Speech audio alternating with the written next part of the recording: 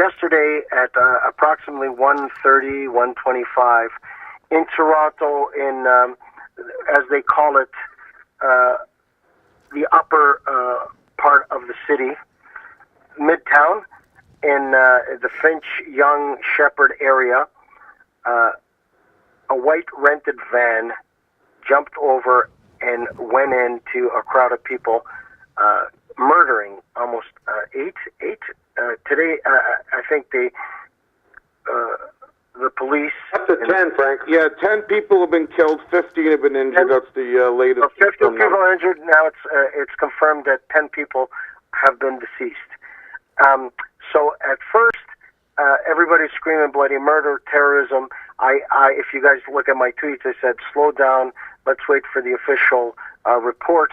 And now it's somebody who was a savant, somebody who had issues, that was in a special course in school, and very quiet, very unassuming, not on the radar of the police. And some of the intel says that he suffered from a form of autism, and some of the intel, and it's not 100%, is saying that he had a problem with women, and he snapped. And then another story is that he made a mistake, did not turn properly, went in and started hitting people, and then he panicked. He jumped out of the van, and when he saw what he did, he basically wanted to commit suicide via police. But the police officer was extremely well trained, saw that he did not have a real gun, and talked him into going on the ground and did not shoot him and kill him. I don't know how you guys felt, but the whole day I felt like I was under siege. Yeah, it was an awful day, and this hit really close to home for me. My daughter goes to school a couple minutes from there. My wife works across the street from there.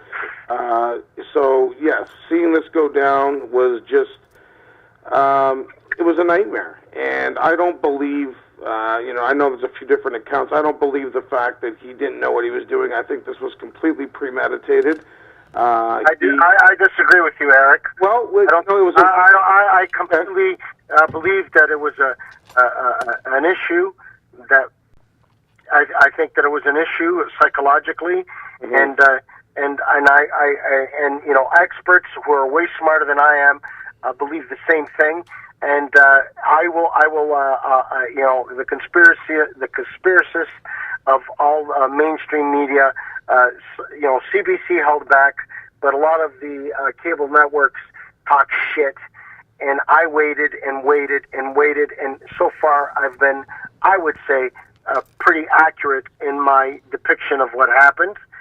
And so I don't think that he premeditatedly set up that he was going to kill anybody, but we'll leave it to the courts. I mean, the investigators. Well, this is what these people do for a living. I see, Frank, that it was a rented van, so he didn't want this to be traced back to him. And the speed. Yeah, but if it was a rented van, what was he doing with it? Was he delivering something? Did he move some stuff? Did he snap? Let's wait. I think he snapped, and think that he. I mean, just based on the speed he was going, and according to the eyewitness reports and the videos that I've seen, once he had hit, a few people and objects, he kept going and accelerating and speeding and going. So it looked to me like this was just, this was what... Eric, you're a bright journalist. I'm going to wait for the final result. All right, well, I'm just going to... That's my opinion. Is it horrific? It is one of the fucking darkest moments in this great city's history. But I will wait until they come up with the accurate data. They have the man in custody. He was in court this week. He's basically asking the cop to shoot him. Yep. The cop did not help him. In the head, he kept screaming. In the head. Kill me. Shoot me in the head. Yeah. So I just want to see what it comes up with. I am beyond words of how EMS and all the different departments of police enforcement here in Toronto handled this. They were fast, they were quick, and you know, it was very impressive. Very impressive. Absolutely.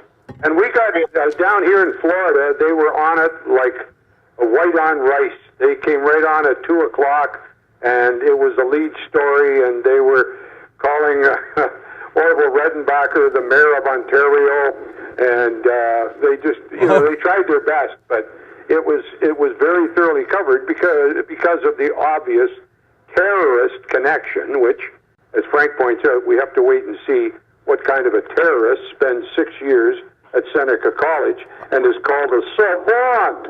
Yeah. Wow. Are you saying that a U.S. reporter pointed out that Kathleen Wynne looked like Orville Redenbacher? Oh, no. Was calling her the mayor of Ontario. Oh, gotcha.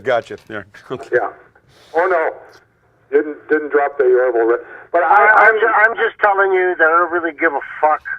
I don't give a fuck about the political bullshit between the mayor and the prime minister and the premier. I've really, the first responders were absolutely, unequivocally spectacular. Yeah, and that cop with that, the situation he had. I'm reading all the comments from the New York Times, Washington Post, and they're saying all American cops have to go up to Toronto to get training. That guy could have flinched. I mean, the guy who was shot down on the streetcar had a knife. They blew him to bits. This guy. John, you can't compare a Toronto cop to somebody in the United States where every single person's armed. You can't compare that. It's wrong for us to do that. Right. The fact that he distinguished it wasn't a gun. It wasn't a gun. He kept screaming, "Kill me!" But what I'm trying to fucking tell you is, you cannot compare the issues that a police officer in the United States has to deal with in Canada. In Canada, it's illegal to have a concealed weapon. Yeah, but still, there's in the United States, like the guy in the Waffle House who went in there, and if it wasn't for one of the patrons, it would have been extremely more tragic, right? And he burned his hands wrestling the guy to the ground, holding the butt of the gun, right? Yeah. You can't compare the two. Well, Frankie, I agree with you completely. But a couple of weeks ago, a young black man, I don't know what neighborhood he was in his grandmother's house jumping fences. He had a cell phone, and they blew him away. But I'm trying to tell you, I'm not trying to justify what happens in the United States, but a cop in the United States knows that when he stops somebody or he's chasing somebody, the chances of ever having a gun is 1 billion times greater than a cop chasing somebody in Toronto. If this incident happened in the United States, it happened here, the cop would assume that the driver was armed.